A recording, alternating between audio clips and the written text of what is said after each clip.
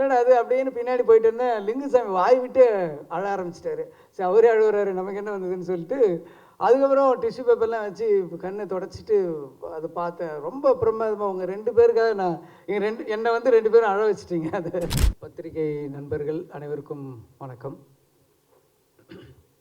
இந்த படத்தை வந்து கார்த்திகேயன் உங்களுக்கு வந்து மிகப்பெரிய நன்றியை சொல்லணும். இந்த மாதிரி ஒரு படத்துக்கு இப்படி ஒரு பேக்கிங் கிடச்சி இந்த பிளாட்ஃபார்மில் சொல்கிறதுங்கிறது வந்து அதுக்கு வந்து ஒரு தோல் கொடுக்கறதுங்கிறது உண்மையிலே ஒரு பாராட்ட வேண்டிய விஷயம். அதுக்கப்புறம் ராணா சார் என் முதலாளி அவங்க கேட்டு கெஸ்ட் ஹவுஸில் ஒரு வருஷம் நான் இருந்திருக்கேன்.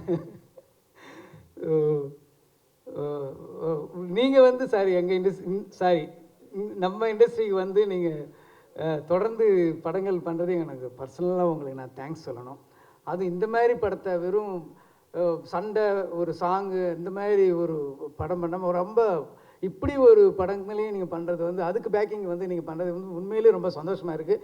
இந்த சூழ்நிலையில் வந்து உங்களை மாதிரி தயாரிப்பாளர்கள் வந்து தமிழ் இண்டஸ்ட்ரிக்கு ரொம்ப தேவை. அதுக்கு உங்களுக்கு ஒரு ஸ்பெஷல் தேங்க்ஸ் எனக்கு. அதுக்கப்புறம் இந்த படத்தை வந்து கார்த்திகேயனை கூப்பிட்டு காட்டியிருந்தார். ஸோ படம் பார்த்தோம். ஸோ இப்போ டைரக்டர் என் பக்கத்தில் இருந்தார். இப்போ ஒவ்வொருத்தவங்களும் சொல்லிட்டு இருந்தாங்க பதப்பதப்பாக இருந்தார். அவர் தான் உண்மையிலே பதப்பதப்பாக இருந்தார். யாராவது கதையை சொல்லிவிடுவாங்களோ, ஏதாவது அந்த சம்பவத்தை சொல்லிவிடுவாங்களோன்ட்டு ஐயோ இது இவ்வளோ கிட்ட போயிட்டாரு சொல்லிவிடுவார் அப்படிங்கிற ஒரு டென்ஷன்லேயே இருந்தார். ஸோ ரொம்ப ரொம்ப அற்புதமான ஒரு படம். எல்லாருமே சொல்லிட்டாங்க. ஒரு போர் சூழல் அப்படிங்கிறது வந்து நம்ம வந்து டிவியில் பார்த்து ஒரு நியூஸில் பார்த்து புரியாத மொழியில் பார்த்தோம். ஆனால் நம்ம பக்கத்து நாட்டில் நமது சகோதர நாட்டில் அவங்க எவ்வளோ கஷ்டப்பட்டாங்கங்கிறத ஒரு வார் சூழலை வந்து ஒரு வீட்டுக்குள்ளே சார் நான் ஜாஸ்தி சொல்ல மாட்டேன். ஸோ ஒரு வார் சூழலில் வந்து ஒரு வீட்டில் இருக்கிற ஒரு கேரக்டர்ஸை அவங்களோட எப்படி இம்பேக்ட் பண்ணுது, ஒரு போர் வீரர்கள் அவங்க போராளிகளுக்கு நடுவில் வந்து ஒரு பொதுமக்கள் எப்படி பாதிக்கப்படுறாங்க. ஒரு சாதாரணமாக நம்ம வந்து ஒரு திருமணம்ங்கிறது நமக்கு எவ்வளோ ஒரு சாதாரண ஒரு மறக்க முடியாத ஒரு நிகழ்வாக இருக்குது. ஆனால் அதே திருமணம் வந்து அந்த சூழலில் வாழ்ந்தவங்களுக்கு கிட்டத்தட்ட 80-90களில் வாழ்ந்தவர்களுக்கு வந்து எவ்வளோ கஷ்டமாக இருந்தது அப்படின்னு நினச்சி பார்க்கும்போது அதை அப்படியே கண்ணு முன்னாடி தத்ரூபமாக கொண்டு வந்து காட்டியிருக்காரு. அந்த வீட்டில் இருக்கிற கேரக்டர்ஸு நடிகர்கள்லாம் வாழ்ந்திருக்காங்கன்னு தான் சொல்ல முடியும். அந்த காஸ்டியூம் சொல்லும், அந்த போட்டிருக்கிற அவங்க ட்ரெஸ்ஸு வந்து அந்த கதை சொல்லுது. அந்த செவுத்தில் மாட்டியிருக்கிற படங்கள் வந்து அந்த கதையை சொல்லுது. ஸோ எல்லாமே ஒரு கிட்டத்தட்ட ஒரு 24 கிராஃப்ட்ஸும் வந்து கதை சொன்ன ஒரு படமாக தான் நான் இந்த நீலிராவை பார்க்குறேன். ரொம்ப ஒரு சில நேரத்தில் வந்து லிங்குசாமி நானும் தான் பக்கத்தில் உட்காந்து பார்த்துட்டே இருந்தோம். ஸோ படம் பார்த்துட்டு போயிட்டு இருக்கும்போது எல்லோரும் சொன்ன மாதிரி சடனாக வந்து ஒரு ஹிட்ச்காக் படம் பார்க்குற மாதிரி அப்படி ஒரு கட்டி போட்ட மாதிரி இருந்தது. இந்த மாதிரி ஒரு கனமான ஒரு வலியான கதையை இப்படி ஒரு த்ரில்லர் மோடில் வந்து எப்படி சொன்னாருன்னு ஒரு ஆச்சரியமாக இருந்துச்சு.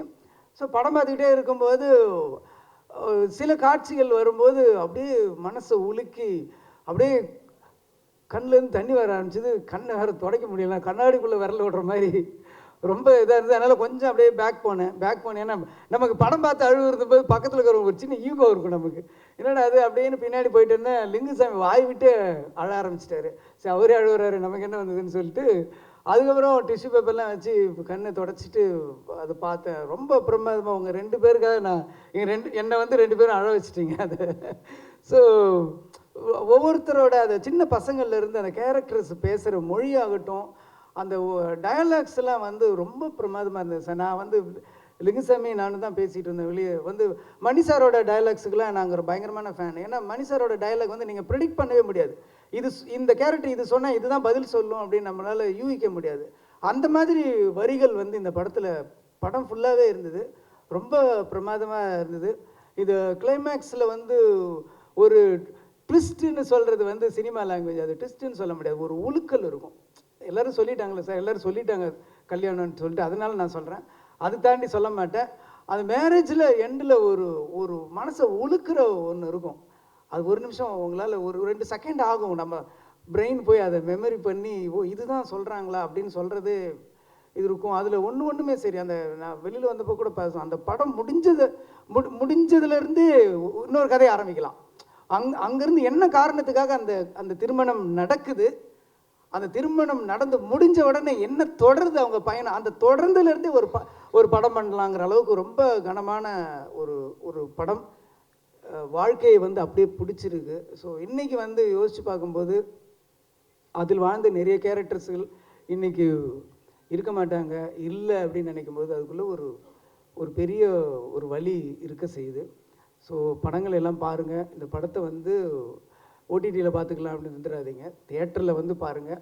முக்கியமாக குழந்தைங்களை கூப்பிட்டு வந்து காட்டுங்க, குழந்தைங்களை கூப்பிட்டு காட்டுங்க. ஏன்னா 80s நாங்கள்லாம் ஸ்கூலில் அங்கே 80s 90s படிச்சுட்டு இருக்கும்போது, நாங்கள் ஸ்கூலில் காலேஜெல்லாம் போயிட்டு இருக்கும்போது ஜெயவர்த்தனா ஒழிக ஒழிகன்னு கத்தி நம்ம ஓரளவுக்கு அந்த டைமில் ஒரு இலங்கை சம்பவம், அந்த வாருன்றது என்னங்கிறது நமக்கு உள்ள தெரியும். ஆனால் இன்றைக்கி இருக்கிற அடுத்த குழந்தைகளுக்கு, அடுத்த தலைமுறை குழந்தைகளுக்கு வந்து அன்றைக்கி இருந்த ஒரு ஒரு ஒரு போர் அந்த காலத்தில் வந்து ஒரு ஃபேமிலி, ஒரு குடும்பம், அந்த குடும்பத்தில் இருக்கிற நபர்கள் எப்படி பாதிக்கப்படுறாங்க அப்படிங்கிறது இந்த படத்தை கூட்டிகிட்டு வந்து எல்லோரும் காட்டுங்க.